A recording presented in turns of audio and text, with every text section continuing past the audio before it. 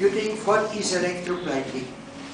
Electroplating means electrolysis. And that's, if we got a material example, we have a spoon, we want to do it in silver. What you see is silver cutlery. That's what I do. I'm plating flowers.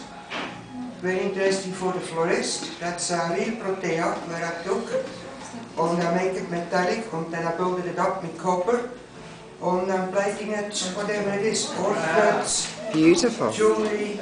That's the one side, that's the artistic side of the electroplating. The other side I do, it's the mass production.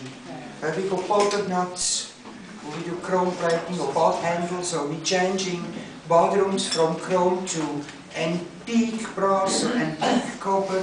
What you see mostly in the lodges. In the lofa, wherever is a lodge, they change it to the natural color.